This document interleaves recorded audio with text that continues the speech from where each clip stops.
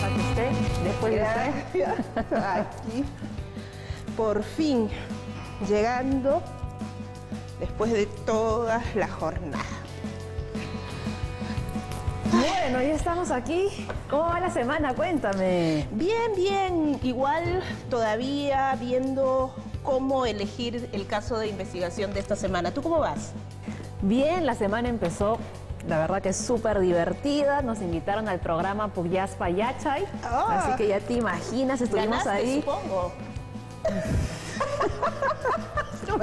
Bueno, ganar no, pero aprender sí, la me verdad. parece Y además bien. la pasamos súper bien con Mirta, con el mago George, por supuesto con Iris y Juan Carlos, que son unos súper conductores.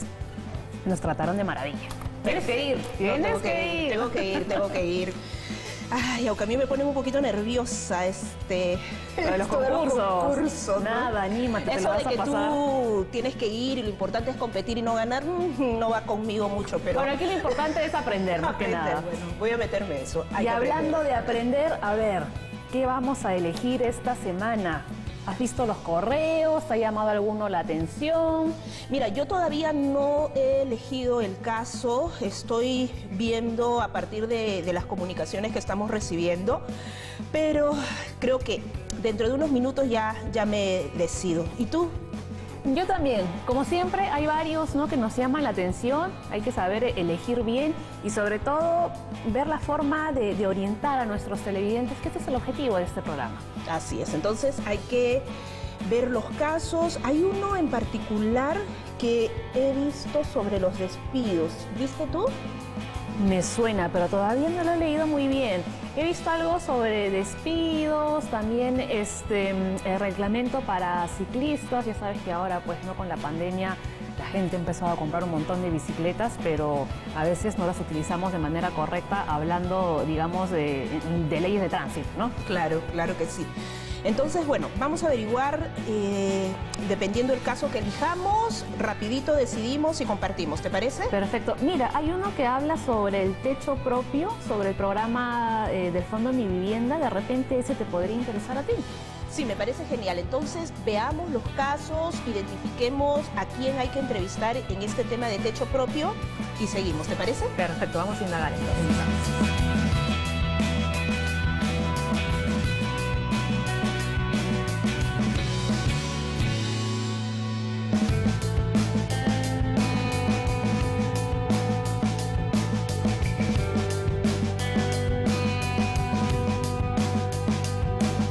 Paola, estoy revisando y veo que el bono te lo entregan solo si eres cabeza de un grupo familiar elegido. ¿Eso quiere decir que si, por ejemplo, yo vivo solo o sola, no puedo optar a ese bono? Parece que no. Y no solo te dan para comprar, sino también para mejorar tu vivienda, para construir, en fin, hay esas opciones. Pero si eres una persona sola o quieres vivir sola, no te lo dan. Entonces, si me dices que también es un bono para construir sin intenciones, hacer un segundo piso en mi casa, ¿sí me podrían ayudar? Exacto. Es decir, si quieres construir, si quieres mejorar tu casa, te lo dan. Ajá. ¿Y qué más estás averiguando? Mira, el trámite parece que es bastante fácil. Voy a ingresar a la página de Mi Vivienda, aquí en internet, y a partir de eso te doy más detalles y podemos orientar a los televidentes, ¿ya? Perfecto. A ver. Vamos a ver.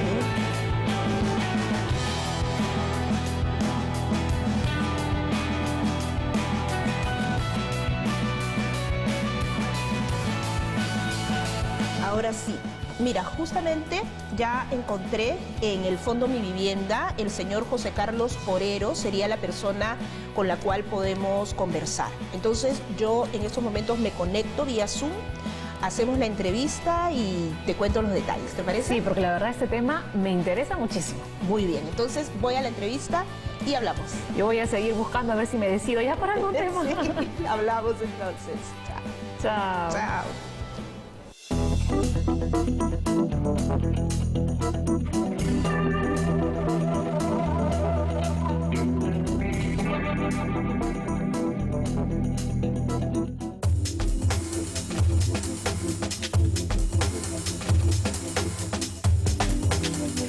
José Carlos Forero, bienvenido a Caso por Caso. Es un gusto para nosotras recibirlo y sobre todo para conversar sobre un tema importante, relevante, ¿no? El derecho a garantizar una vivienda digna y adecuada para todas las personas. Es por eso que en estos momentos primero quisiéramos saber en qué consiste el programa Mi Vivienda y a quiénes está dirigido específicamente. Bueno, primero gracias por la invitación. Yo encantado de poder explicarles cualquier pregunta que ustedes tengan y sobre todo lo que refiere a lo que significa la vivienda social, ¿no? El Fondo Mi Vivienda es un banco de segundo piso. Lo que intenta hacer es, a través de las instituciones financieras, otorgar créditos hipotecarios para que la gente pueda comprar una vivienda. Por supuesto, teniendo los atributos que tiene nuestro producto, que como principal atributo del nuevo crédito Mi Vivienda es el bono del buen pagador, que quiere decir que es un subsidio que te regala el Estado. Eso es como primer punto. Y además, el Fondo Mi Vivienda también es administrador del bono familiar habitacional, del programa Techo Propio. También está orientado a vivienda social, a los sectores que más necesitan, y tiene 3 modalidades el programa Techo Propio. El programa Techo Propio está en lo que es adquisición de vivienda nueva. Quiere decir que un promotor inmobiliario, un desarrollador inmobiliario, invierte en hacer un proyecto relativamente grande y les entrega una vivienda con todos los servicios, es decir, agua, desagüe, luz. La otra modalidad es construcción en sitio propio, que es que el Estado te da un subsidio igual para que tú sobre tu terreno se te pueda construir una vivienda. Y mejoramiento de vivienda, que tú tienes una vivienda que de repente necesita alguna mejora, también existe un subsidio. El programa Techo Propio tiene pues el atributo principal, que es el bono familiar habitacional. Y como todo subsidio, no se devuelve siempre y cuando cumplan algunos requisitos.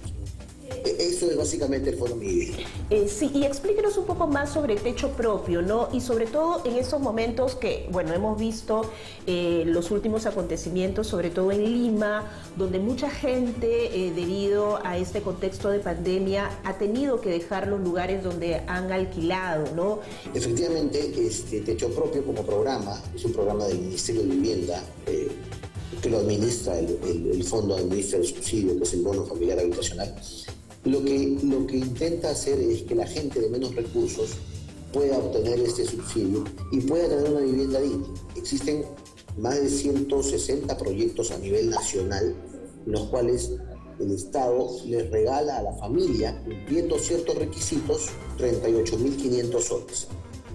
Y la vivienda puede ser de hasta 109.200 soles. Entonces, entenderán que la diferencia entre esos 109.000 como valor máximo y el atributo que el Estado regala, que es los 38.500, es lo que tiene que pagar de todas maneras una familia. Pero estamos hablando de 70.000 soles, que en un crédito hipotecario salen a cuotas de 500 soles, y eso cubre y es mejor que cualquier alquiler que se tenga, porque te dan una vivienda con todos los servicios, agua, luz, desagüe, habilitación urbana, pistas, veredas. Entonces, este programa ha tenido mucho éxito estos años, y seguramente va a seguir teniéndolo, y va a servir para muchas más familias, ¿no?, que tengan esta necesidad de vivienda.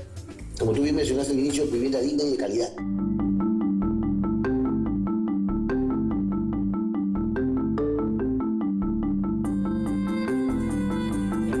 Explica el bono correspondiente a 38.500, que entiendo es para comprar, pero hay otros que se pueden otorgar para construir, para mejorar la vivienda, ¿y a cuánto ascendería? Sí, claro que sí. La otra modalidad de Techo Propio, que es la construcción en sitio propio, es decir, tú como grupo familiar tienes tu terreno y si es que calificas, cumples con los requisitos igual del programa Techo Propio, el Estado te puede dar el bono de 27.000 soles, que a través de una entidad técnica te construyen tu vivienda, ¿no? Entonces esa es otra modalidad. Y la que tú también comentabas es la modalidad de mejoramiento de vivienda. Es decir, yo tengo ya mi casa construida, pero necesito ampliarla o de repente hacer alguna mejora de estructura. Eso también existe un bono de aproximadamente 10.000 soles, ¿no? Igual siempre cumpliendo los requisitos que te exige el programa Techo Propio.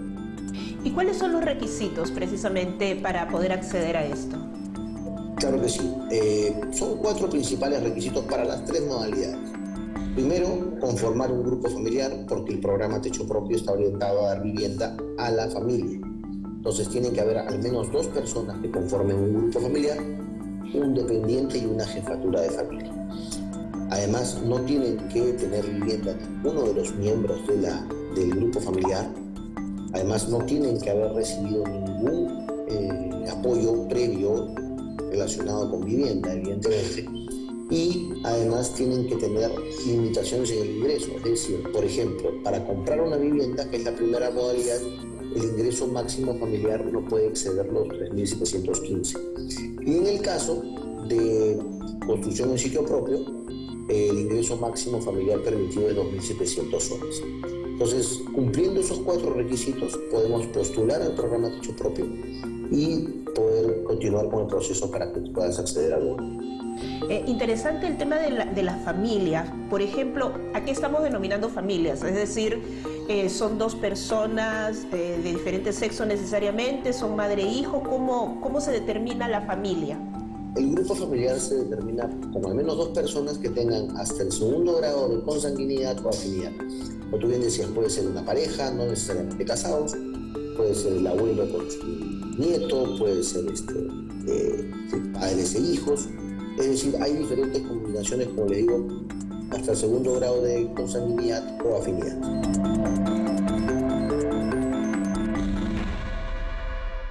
El programa Techo Propio está para todo el territorio nacional. Como les comentaba al principio, en el caso de la modalidad de adquisición de vivienda nueva, tenemos más de 160 proyectos en todas las provincias del país. Y en el caso de construcción en sitio propio, dependerá de que la familia cuente con su terreno. Si su terreno está en cualquier parte del país, podrían acceder al beneficio.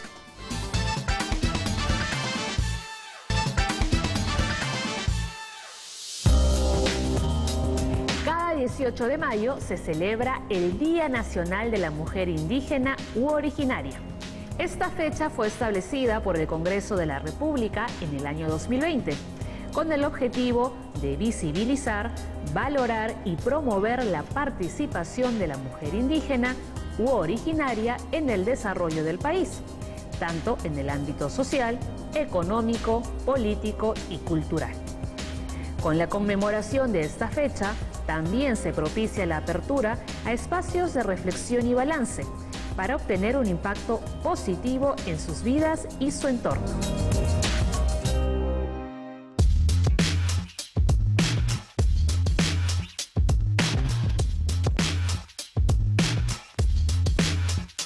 ¿Techo Propio abarca a todo el país, solo algunos lugares del Perú? El programa Techo Propio está para todo el territorio nacional. Como les comentaba al principio, en el caso de la modalidad de adquisición de vivienda nueva, tenemos más de 160 proyectos en todas las provincias del país. Y en el caso de construcción en sitio propio, dependerá de que la familia cuente con su terreno. Si su terreno está en cualquier parte del país, podrían acceder al beneficio. En este último año, considerando la situación de emergencia sanitaria que vivimos, ¿han habido muchas variaciones? Nosotros tenemos todavía en el país un déficit de aproximadamente 1.800.000 familias y al año se incrementan en 150.000. Eso es lo que las estadísticas nos dicen. Y en los últimos años, la necesidad de vivienda no se ha detenido, si tengamos pandemia o no, entonces igual se genera. Y a pesar de este año pasado que ha sido pandemia y este año que todavía seguimos en pandemia, hemos podido atender el año pasado a más de 50.000 familias con subsidio del Estado. Y este año, hasta el cierre del mes de abril, vamos entregando casi 23.000 bonos de techo propio. Esto, evidentemente, el número de 23.000 bonos se convertirá en pocos meses que se permite la construcción en 23.000 familias que tengan una vivienda, ¿no? ¿Y la demanda se da en parejas jóvenes, en adultos? ¿Cómo va? En realidad tú vas a encontrar de todo. Ves mucho pareja joven que tiene sus hijos, pero también ves mucho gente que conforma el grupo familiar, padre e hijo, ¿no? Entonces, y personas mayores, de repente abuelos con nietos que van van formando este grupo familiar para poder llegar a la vivienda, ¿no? O sea, vemos de todo en realidad. Eso es uno de los beneficios del programa, que la conformación de la familia te da la diversidad de casos, ¿no? Si nuestros televidentes se han animado a partir de lo que hemos conversado, ¿a dónde deben dirigirse? ¿En qué página deben ingresar para poder cumplir con todos los requisitos que nos ha compartido? Claro que sí. No solamente si no se han animado, sino es que deberían animarse, porque la vivienda social es un beneficio, y el subsidio del bono familiar habitacional es un subsidio que la verdad es que es muy bueno para las familias. Para poder contactarnos con el Fondo Mi Vivienda pueden entrar a la página web www.mivivienda.com.pe o a nuestra línea telefónica 0800 12 200. Y ahí tenemos nuestras redes sociales, por supuesto, para que puedan atendernos según el requerimiento que tengan, ¿no? Yo los invito a cualquiera de nuestros canales de atención para que por favor hagan cualquier consulta y puedan postular al programa Techo Propio, o de repente adquirir su vivienda a través de un crédito hipotecario del nuevo crédito mío. Será muy importante esto. Además, el Estado también debe garantizar el derecho a una vivienda digna, adecuada, y esperamos que todos tengamos la posibilidad de gozar de este derecho. Muchas gracias por haber estado con nosotros. No, muchas gracias por la invitación. Muchas gracias.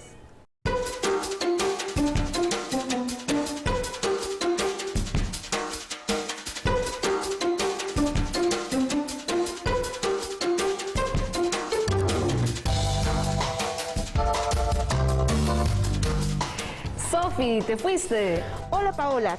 Sí, justo entré a buscarte a la sala de reuniones para ver cómo te había ido con tu entrevista y ya no estabas. Sí, Paola, salí un momentito y aquí te quiero contar cuáles son los pasos a seguir para acceder al techo propio. Buenísimo, a ver, cuéntame. Primer paso, ingresar a la página web de Mi Vivienda, www.mivivienda.com.pe.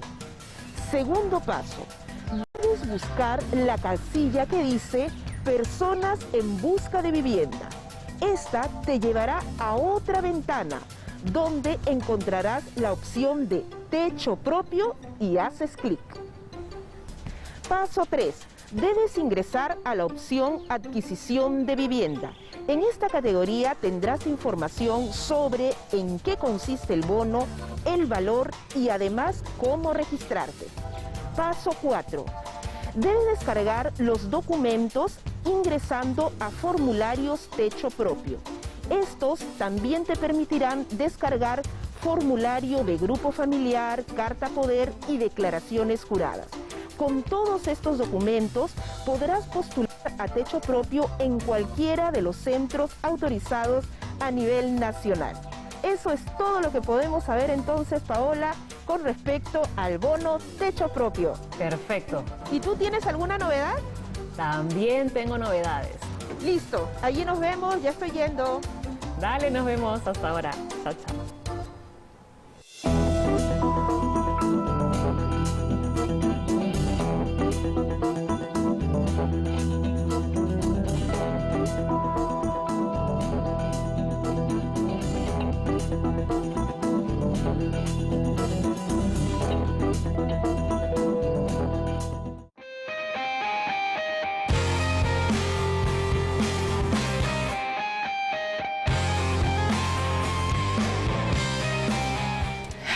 Listo. ¿Qué tal? ¿Cómo te fue? Muy bien, muy bien. Ya tenemos toda la información con respecto a Mi Vivienda. Hay un ingreso mínimo que hay que tener para poder acceder a este bono. Y como habíamos comentado, hay para construir, hay para obtener un terreno propio y además para hacer mejoras en la vivienda. Así que todo bastante interesante. ¿Y tú qué tal? Qué bueno, pues yo aquí sigo investigando. Antes te había comentado sobre leyes de tránsito, sobre el uso de la bicicleta. Me equivoqué porque estamos hablando de un reglamento nacional de tránsito. Tú recuerdas, ¿no? Ahora que se está utilizando más la bicicleta además de ser un vehículo ecoamigable con nuestro medio ambiente, hay que seguir con ciertas normas. Hay que utilizar casco, de repente un chaleco reflector, no se debe ir por la vereda como antes estábamos acostumbrados. Y de hecho no se deben crear ciclovías justamente para que la gente pueda transitar tranquilamente por estas vías, ¿no? Entonces es un tema súper interesante porque yo además, o sea, utilizo la bicicleta también bastante. Sí, justamente creo que hay algunas confusiones aún, ¿no? Un amigo me comentaba que tenía algunas dificultades para desplazarse en bicicleta, ¿no? La conexión de un distrito a otro. Así es, ¿no? Exacto. Las ciclovías no necesariamente están muy determinadas, hay trechos en los cuales tú no sabes por dónde ir, entonces él tenía muchas dudas sobre este tema. Sí, y además uno dice, ok, yo no puedo ir por la vereda porque es para los peatones, pero también uno tiene miedo de ir por la pista porque lamentablemente en este país la gente no es nada respetuosa, entonces vas con un miedo porque piensas que en cualquier momento te pueden atropellar. Así es, entonces, bueno, va a ser muy interesante, así que me parece perfecto ese tema, anímate sin ninguna duda. Sí, de hecho ya concerté una entrevista, así que me voy para allá inmediatamente. No, yo estoy llevando mi bolso, pero la entrevista es aquí. Está bien, es que tenemos tanto. Así que nada, voy a recibirlo para que me pueda dar toda la información que necesitamos. Perfecto. Te cuento. Muy bien.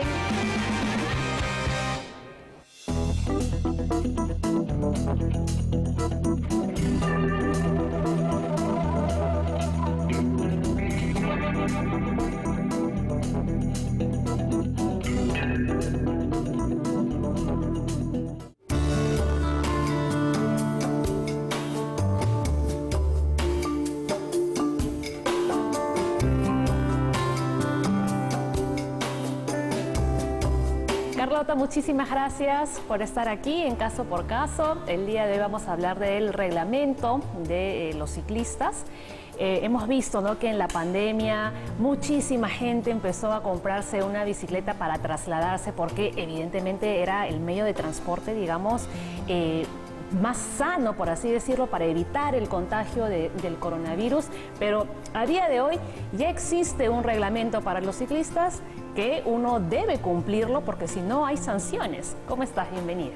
Muchas gracias, aquí muy contenta de estar en Caso por Caso contigo y bueno, para aclarar las dudas al respecto. Sí, en efecto, ¿no?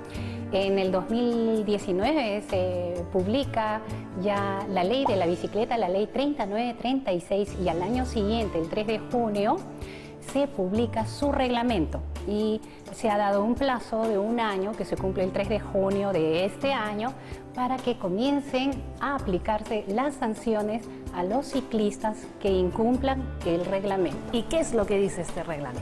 Hay varios puntos, ¿no?, entre los cuales también hay sanciones nuevas para los conductores de los vehículos motorizados. Entonces, eso es muy importante. Por ejemplo, en el caso de los que conducen vehículos motorizados, no pueden abrir las puertas de los autos sin fijarte. Antes, en el anterior reglamento, indicaba que tenían que tener cuidado, pero ahora es parte de la norma. Asimismo, la preferencia al ciclista. Siempre la preferencia primera es para el peatón, luego al ciclista, el derecho del pase al ciclista. El incumplimiento de esto lleva a sanción. Hemos visto también que a veces los motorizados o incluso algunos vehículos o se estacionan en la ciclovía o los motorizados utilizan la ciclovía para adelantar, digamos, en el tráfico. Lamentablemente, y eso se da muchísimo hoy en día. Ya existía en el reglamento anterior, digamos, una sanción para aquellos automovilistas que circularan por la ciclovía y lo hacían. Ahora se ha duplicado en el sentido de que es para los que circulan y para los que estacionan sus vehículos sobre las ciclovías. En el caso de los ciclistas, digamos, también hay nuevas obligaciones, como por ejemplo utilizar el casco. Por ejemplo, ¿no?, es imprescindible el uso del casco. Valgan verdades, es para asegurar al usuario de la bicicleta. El ciclista va a estar más seguro si usa un casco. Había leído que en el caso de los menores de 14 años, ellos sí pueden utilizar las veredas y no únicamente las ciclovías. En efecto, menores pueden utilizar la ciclovía. También mujeres embarazadas, mujeres o varones que vayan con un niño de 7 años o con un bebé, lo van llevando, también pueden usar la ciclovía. Perdón, la vereda. Incluso cuando la ciclovía está en reparación o no hay una parte de la pista que pueda ser usada por el ciclista, por el riesgo que esto implica o porque hay un cartel que lo indica así, entonces el ciclista puede subirse a la vereda. En cualquier caso, si el ciclista sube a la vereda, menor o mayor, en cualquier caso, debe ir a velocidad de peatón. Esto es 4 o 5 kilómetros por hora, no más.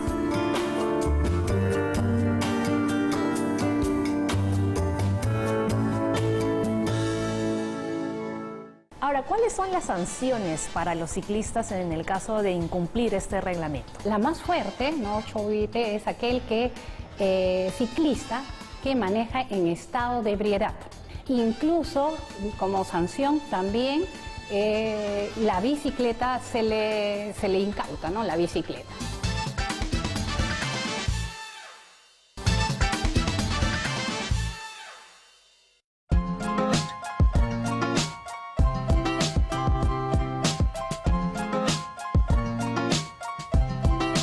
Hablábamos del equipamiento que debe tener un ciclista. Decíamos que el casco era obligatorio, pero también hemos visto este chaleco reflectante. ¿Este también es obligatorio o solamente se debe utilizar, digamos, por las noches o con las luces ya bastaría? Perfecta tu pregunta, excelente. Mira, primero que no tiene que ser un chaleco. Cualquier prenda que tenga un filo reflectante es válida, porque ¿qué hace la prenda con reflectante? No quiere decir que toda sea reflectante, sino que tenga algo reflectante. Eso facilita que tú seas visible en la noche. No es lo único, la prenda reflectante es parte.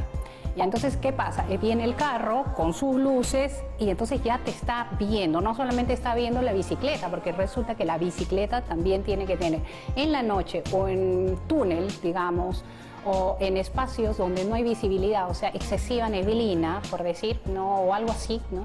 Tienes que usar luces delanteras, blancas, posteriores, rojas, aunque no te están exigiendo el color, pero es lo adecuado, ¿no? Reflectantes. Reflectante es una lámina que puedes poner en tu bicicleta, en el marco, en cualquier parte del marco, pero lo que va a hacer es que tú seas visible en la noche cuando pase un vehículo que lógicamente tiene que tener luces para que tú seas visible. Igual una prenda pegada a tu cuerpo. Mejor aún si el casco también le pones luces. No te lo exigen, pero es mejor. Es recomendable. También es aconsejable que el ciclista, si está en una pista, vaya por el carril izquierdo. En los demás casos, no estamos hablando de una vía señalizada, el ciclista debe ir por la derecha. Ah, por la derecha. Por la derecha, como cualquier vehículo menor. Y esto ya está en el reglamento anterior, digamos, ¿no? O sea, ya eso existía. Entonces, solamente hay que considerar las nuevas inclusiones. Entre las nuevas inclusiones, y esto sí es bien importante porque a veces conlleva confusión, ¿no? Por ejemplo, los que viven en Lima, ¿no? Hay vías donde el carril derecho es exclusivo o el izquierdo, pero hay los que tienen el lado derecho es exclusivo para buses. Entonces tú dices, ¿y ahora por dónde voy? Claro. Sí, yo debo ir por el lado derecho porque no hay ciclovía, ¿no? Soy un vehículo menor, me corresponde por el lado derecho, Pues pero ahí ahí los buses dice van a atropellar. buses, ¿no? Entonces, ¿qué haces? En ese caso, vas por la izquierda, cuando la vía es exclusiva para buses.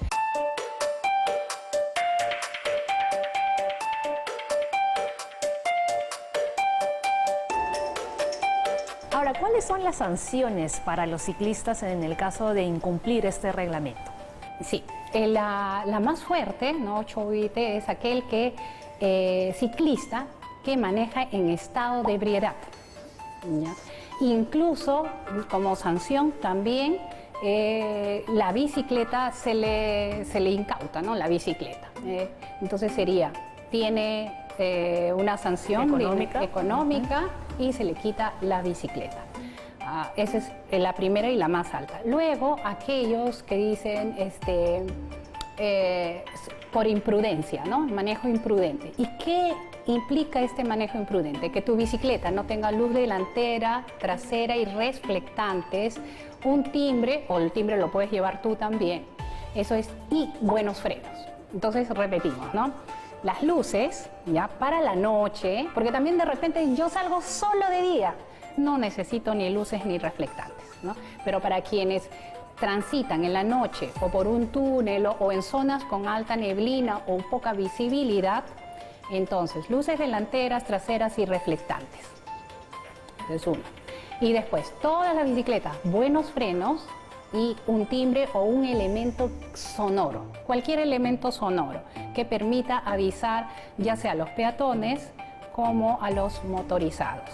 Entiendo también que, por ejemplo, el timbre y estos elementos reflectores deben tener todas aquellas bicicletas que uno a veces alquila en un distrito, ¿no? Por supuesto que sí.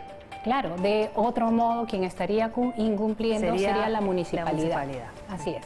Tiene que tener de todos estos elementos necesariamente. El uso del casco es obligatorio, pero su desuso no conlleva sanción. Eso es muy importante. Sí. O sea, puede ser por razones X, de repente económicas, o de repente se te rompió el casco y realmente ya basta con que el casco se quiebre por afuera para que ya no lo debas usar, porque ya no te protege. El objetivo del casco es que te protejas. Entonces, ya no usas el casco y nadie te puede sancionar, porque no tiene sanción. Perfecto. Carlota, muchísimas gracias por haber estado hoy aquí en el programa y por habernos explicado tan bien, ¿no?, en qué consiste este reglamento y cuáles son los deberes y las sanciones de los que nos hemos convertido el día de hoy en los nuevos ciclistas. Fantástico, gracias Grecia, que más gente maneje bicicleta e invitamos a todo el mundo. ¿Por qué? Porque claro, en este contexto de pandemia es la forma de transportarse más segura, salvo que tengas tu vehículo particular y que lo tengas muy muy limpio, pero mucho más saludable es ir en bicicleta porque te tonificas todo sistema cardiorrespiratorio, aumentas tu sistema inmunológico. Es más posible que aún estando expuesto al virus no te pase nada o no tengas síntomas o síntomas fuertes.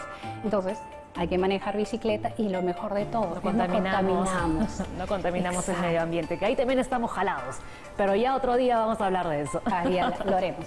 Muchísimas gracias, Gracias Carlota. También, gracias.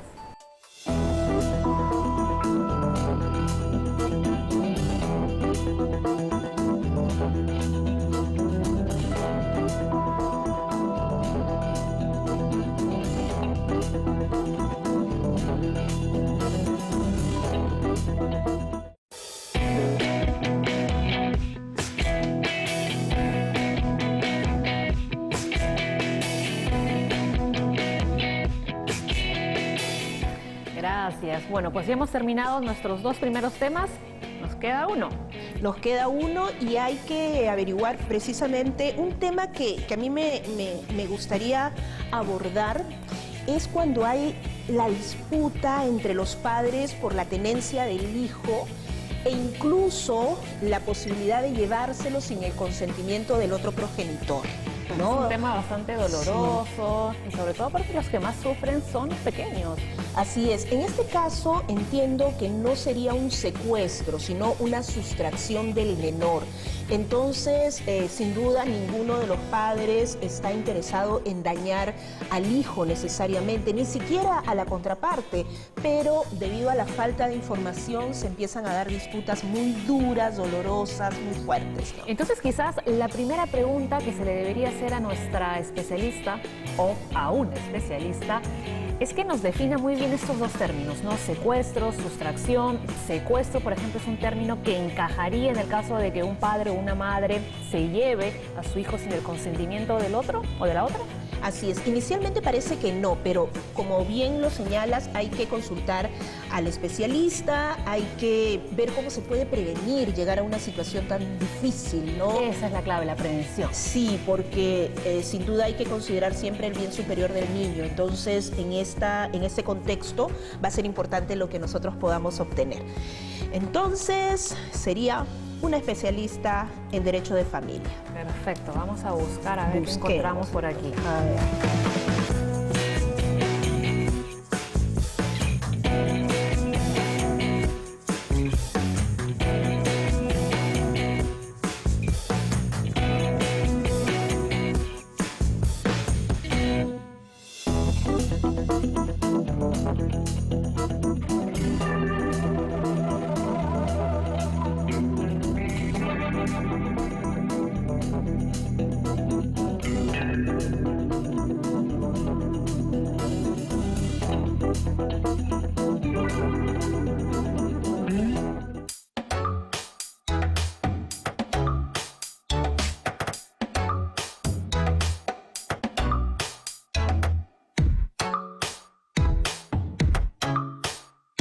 Doctora Margot Chávez, estamos aquí de caso por caso porque nos han llegado muchas consultas de progenitores que han trasladado a sus hijos menores sin el consentimiento del padre o la madre. Entonces, esta situación nos hace preguntarnos cuál es la figura legal que se da en estas situaciones. Así que por eso estamos aquí con usted. ¿Cómo está? Bienvenida. ¿Qué tal, Sofía? Bueno, respecto a ese tema, tenemos que partir que ante la separación de los padres es necesario establecer legalmente quién tiene la tenencia. Entonces, los padres tienen la opción de poder hacerlo vía conciliatoria o vía judicial. ¿Por qué parto de este punto? Porque es bien importante que legalmente haya un documento que establezca que si papá o mamá tienen la tenencia. Entonces, si se diera este caso, sucede que al sustraer o, como tú dices, al trasladar al niño de su residencia habitual sin el consentimiento del otro padre, aquel padre que sí tiene la tenencia puede presentar una denuncia penal de sustracción de menor. Entonces, esa es una figura que se da exclusivamente para papá o mamá que trasladan a sus hijos sin autorización del padre que legalmente tiene el ejercicio de la tenencia. Entonces, empecemos con conocer bien a qué nos estamos refiriendo con tenencia. ¿Es lo mismo que patria potestad? ¿Y cómo se genera este derecho por parte de uno u otro progenitor? Legalmente, papá y mamá tienen la patria potestad de los hijos. Entonces, al establecer que este es un derecho y deber de los padres de cuidar de la persona y de los bienes de los hijos, porque así lo dice la norma, papá y mamá lo tienen. Sin embargo, la tenencia es un atributo que los padres tienen que ponerse de acuerdo al momento de una separación. Porque si los papás están juntos, ambos tienen la tenencia de los hijos porque viven bajo el mismo techo. Sin embargo, si los padres se separan, ahí estamos hablando de que se tiene que establecer una tenencia legal.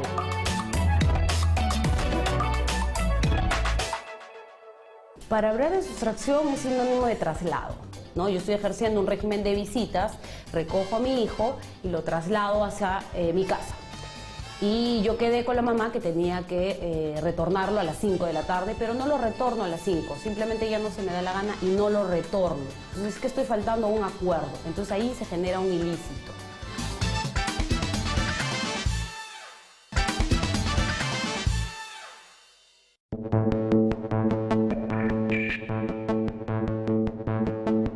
¿Sabías que la ley número 3403 prohíbe el uso de castigo físico y humillante contra los niños, niñas y adolescentes? Esta prohibición abarca todos los ámbitos en los que transcurre la niñez y adolescencia, comprendiendo el hogar, la escuela y la comunidad.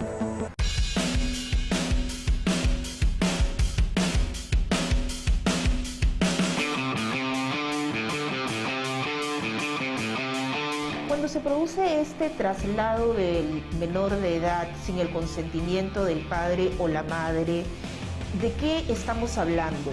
¿Es figura de secuestro? ¿Es figura de sustracción? Entre padres no hay secuestro, eso lo dice claramente el Código Penal. La figura que sí se puede aplicar en este tipo de casos es la sustracción de menor, ¿no? Que se interpone ante una fiscalía y la persona que lo resuelve es un fiscal de familia. ¿Y cuándo se produce esta sustracción? Es decir, si en el marco del régimen de visita el padre o la madre permanece más tiempo con el menor de edad, ¿eso ya estamos hablando de una sustracción o tiene que haber otro tipo de elementos para considerarla como tal? Para hablar de sustracción es sinónimo de traslado. Yo tengo que trasladar o retener, dice la norma penal. Entonces yo te traslado, por ejemplo, ¿no? Yo recojo a mi hijo, ¿no? Yo estoy ejerciendo un régimen de visitas, recojo a mi hijo y lo traslado hacia mi casa. Y yo quedé con la mamá que tenía que retornarlo a las 5 de la tarde, pero no lo retorno a las 5, simplemente ya no se me da la gana y no lo retorno. Entonces ahí yo ya he hecho un traslado y una retención, o sea, yo ya no lo quiero retornar al lugar habitual. Entonces, ¿qué estoy faltando a un acuerdo? Entonces ahí se genera un ilícito. Ya. Y esto también se puede dar no solamente en el contexto nacional, puede haber una situación donde uno de los padres se lleve al menor sin autorización del otro al extranjero. Sí, claro, y el tema es un poco complicado, pero es efectivo. ¿Qué pasa? Para hablar de restitución, porque ahí estaríamos hablando, perdón, de un traslado internacional que va a tener como consecuencia una restitución, es que necesariamente el niño ha tenido que salir con un permiso. Al salir el niño con un permiso notarial que ambos padres suscriben ante un notario, este permiso tiene una caducidad, porque yo puedo otorgar un permiso para que mi hijo viaje 10 días. Pero ya no por 11, 12 o 15 días, porque ya no sería un permiso legal, sino ya se vuelve un ilícito. Entonces ahí sí cabe la figura de la restitución internacional, porque yo voy a solicitar, en este caso en el Perú, la autoridad que se encarga de esos procesos es el Ministerio de la Mujer y Poblaciones Vulnerables, bajo la dirección de los niños, niñas y adolescentes. Esta dirección se va a encargar de iniciar el trámite administrativo de restitución internacional.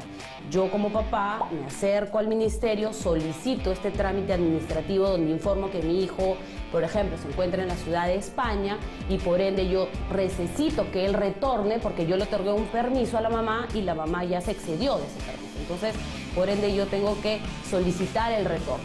En este caso, el Perú ha suscrito una convención, se le llama la Convención de La Haya, donde gracias a esta convención los países que la han suscrito están obligados a aplicar y por ende restituir, en este caso sea el niño o la niña que ha sido trasladada, ¿no? Y yo debo saber exactamente el lugar donde se encuentra viviendo el menor de edad con el padre o la madre, es decir, ¿necesito ese tipo de información para iniciar todo este proceso? Sí, necesito saber exactamente dónde está y si por A o B no tengo, pero más o menos sé que ella tiene o él tiene un familiar que vivía por tal ciudad. ¿Qué hace el Estado peruano? Le da ciertas luces al otro país para que ellos a través de la policía puedan hacer una investigación y poder hallar al niño, ¿no?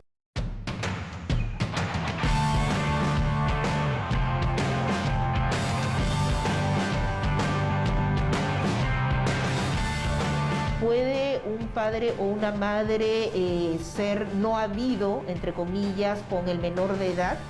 ¿Qué procedería? ¿Quién lo buscaría? ¿Hay una investigación a partir de eso? Cuando te refieres a no habido... Es decir, yo tomé la decisión o concilié con el padre que se lo llevara unos días, pero dentro del territorio nacional, pero de pronto ya no regresa, pero no está en el lugar donde me indicó.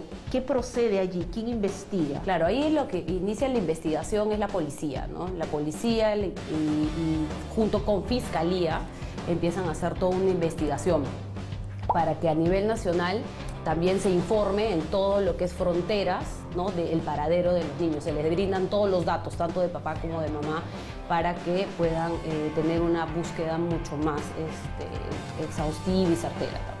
Para esto yo me acerqué al Ministerio de la Mujer también y procede esta búsqueda a nivel de la policía o tengo que ir a una comisaría para hacer la denuncia. En esos casos, como estamos hablando a nivel nacional, a ver, para un poco ponernos en contexto, cualquier traslado o retención a nivel nacional, quien va a tener esta facultad de poder hacer estas investigaciones va a ser la Fiscalía, de mano con la policía.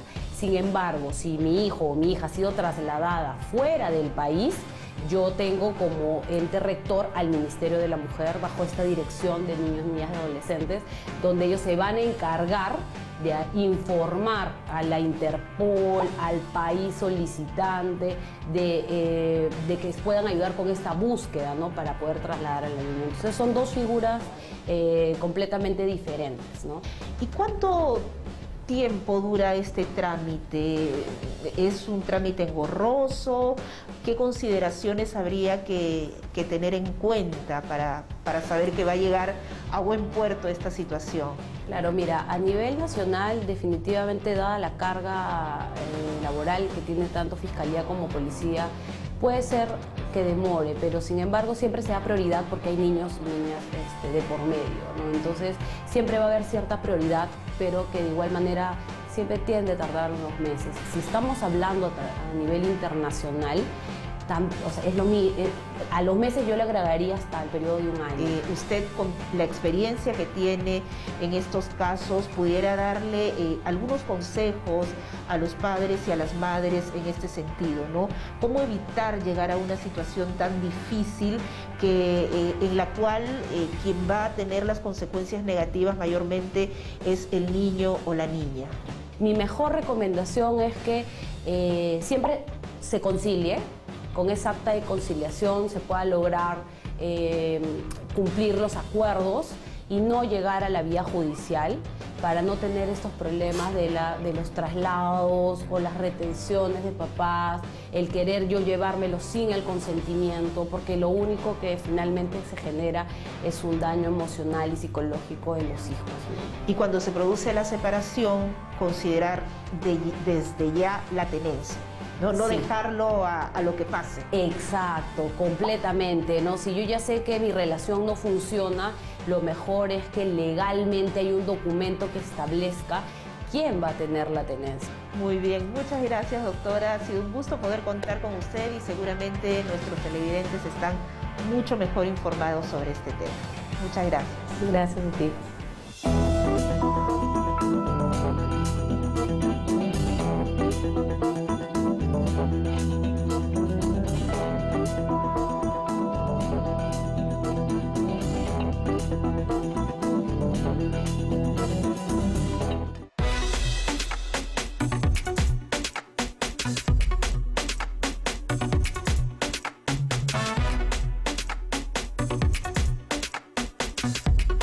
Y bueno, otro día más que hemos llegado al final del programa. Así es, y sobre todo con la motivación que nos dan nuestros televidentes y nuestras televidentes que escriben constantemente y esperamos haber absuelto muchas de sus dudas. Claro, porque ese es nuestro objetivo, orientarlos caso por caso. Así es, y hoy hemos aprendido qué es el programa Techo Propio del Fondo Mi Vivienda. Y recuerda que puedes acceder a este si eres parte de un grupo familiar con un ingreso menor de 3.715 nuevos soles. Y recuerda, tienes que registrarlo. Y también hemos visto el reglamento del ciclista. Recuerden que el MTC, el Ministerio de Transportes y Comunicaciones, ha publicado un manual para el ciclista en el Perú. Allí van a poder encontrar cuáles son las reglas de circulación, equipamiento, multas y sanciones, así como derechos y deberes. Y ya sabemos a qué nos estamos refiriendo con la sustracción de un menor, es decir, cuando uno de los progenitores traslada al menor de edad a otro lugar o lo retiene por mayor tiempo del informado.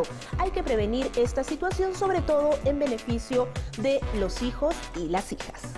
Los invito a que sigan enviándonos todas sus consultas a nuestro correo electrónico casoporcaso@irtp.gov.pe.